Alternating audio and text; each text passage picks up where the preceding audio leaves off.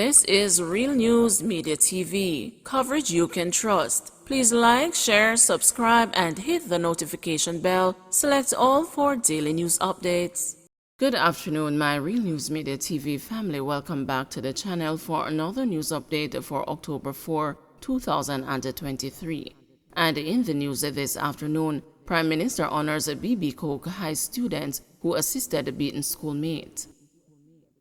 The 5 students of B.B. Coke High School in St. Elizabeth who assisted their schoolmate, 14-year-old Jahim Coleman, to a medical facility last week after he was assaulted by a fellow student were yesterday honored by Prime Minister Andrew Holness. The students Leon Barnes, Carrie Green, DeJohn Gordon, DeJohn Powell, and Gary Bartley were presented with laptops and plaques at the office of the Prime Minister. Mr. Holness said their action assisted in saving the life of their fellow schoolmates. I am not here proposing to say reward, because this must be done without any contemplation of a reward. But that it has happened, and that we are grateful that it has happened, that Jahim is grateful, that Jahim's survival today could be tied to the actions of these young men, that in acknowledging it, we also give tokens that they can have to recall this moment and to enlist them as ambassadors for good and ambassadors of positive behavior. Bromberg condemns recent murders of women and children. People's National Party Chairman Dr. Angela Bromberg is condemning the spate of murders of women over the last week. Dr. Bromberg describes the attacks as troubling. In the most recent incident, a mother and a daughter were shot dead at the entrance to a facility operated by the National Solid Waste Management Authority at 232 Spanish Town Road early Monday morning. The women are said to be food vendors from Marley Meadows in East Kingston. Dr. Bromberg has called for the government to do more to allay mounting public concerns about the murders of women and children across the island. There is no doubt from most Jamaicans that the government just is not on top of what is happening with crime and violence. That sense of insecurity and lack of safety in our communities, it is troubling. And since we cannot sleep with our windows and doors open, what is the government doing? What is the JCF doing? Where are the resources being spent? Because we would have seen one of the largest in terms of budget allocation to security.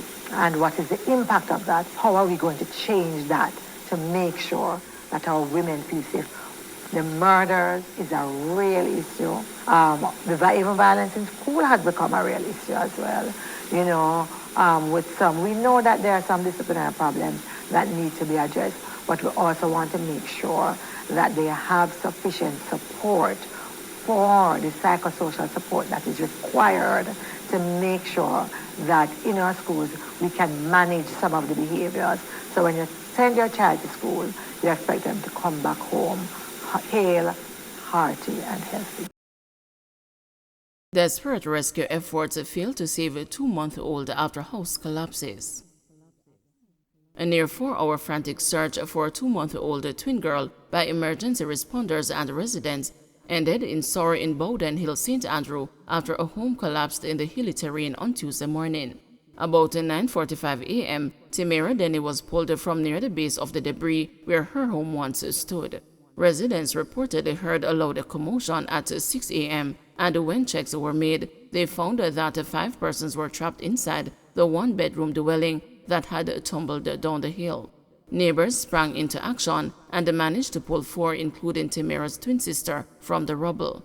The Stony Hill police were summoned, and the guidance of 32 Jamaica Fire Brigade personnel, the search effort intensified, and the scores of onlookers waited with bated breaths for a positive outcome. The rainfall non-stop from Weddy, the earth soft, and the earthquake the other day might have moved the building, and no one knew. It wicked. We only hear a loud sound and pure bawling, a resident told the news. In between the heavy equipment cutting away and the bolstering of concrete, there were calls for total silence. Even a meow from a cat caught the eye of the firefighters, who were listening keenly for any sound from the newborn and demanded deafening silence. The first signal of disappointment came from Patrick Gooden, Senior Superintendent of the JFB's Kingston and St. Andrew Division, when he called for the firefighters to gather around and for a hold of unofficial photos from bystanders. The infant was found unresponsive. She was wrapped in a towel and whisked off to the Bustamante Hospital for Children, where her death was confirmed. Up to press time, the other twin remained in hospital, while the other occupants who had been pulled from the rubble were treated and released. A relative of the twins told the news that the parents are devastated. They were awake and feeding the children. The mother had one and the father had the other. The one the father had fell from his hands. The twins made him a father, the relative said. Gooden told the news that the response protocols that govern incidents like yesterday's were activated. He commended the residents for rendering meaningful assistance. It was somewhat difficult. The terrain, as you recognize, is somewhat challenging. But we were able to use the relevant equipment within our possession, Gooden said. Kingston Mayor Delroy Williams and the technocrats from the Kingston and the St. Andrew Municipal Corporation visited the scene. Williams said the possibility of such tragic incidents occurring was among reasons persons are urged to apply for building permits before constructing any structure. Make the application. It's not just about the municipality collecting a fee. It is about how structures are to be put up, where you put up structures, and that the structures are safe, Williams said. City engineer Xavier Chevanez said his preliminary analysis was that the structure was built in the Hermitage Dam watershed area. As you can imagine, watershed areas tend to have a lot of rainfall. From what I observed, the soil became supersaturated and the structure would have failed, he said. Chevanez also said improper reinforcement would have led to the building being compromised. The building practices and heavyweight structures on these soil types can be problematic if you don't have the proper foundation and haven't done the proper test to see what type of structure this soil can withstand, he further noted. Tasha Schwab, counsel for the Stony Hill Division, told the news that she was devastated because she knew when the girls were born. She said that such type of building practices were common in rural spaces, called for more guidance.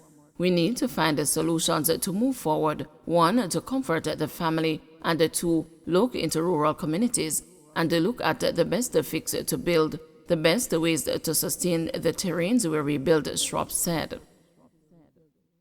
Trelawney man accused of stealing car in Kingston. A 32-year-old man has been charged after he allegedly stole a vehicle along Arthur Winter Drive, Kingston 5 in August. Charged with larceny of motor vehicle and receiving stolen property is Paul Kerr, an electrician of Hague District, Falmouth, Trelawney.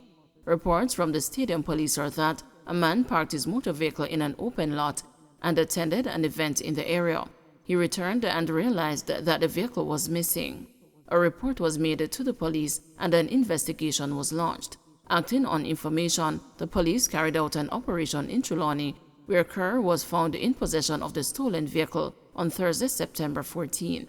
He was transported to St. Andrew, where he was subsequently charged. Kerr is slated to attend the Kingston and the St. Andrew Parish Court on Friday, October 6. Don't forget to like, share, subscribe, and hit the notification bell. Select all for daily news updates.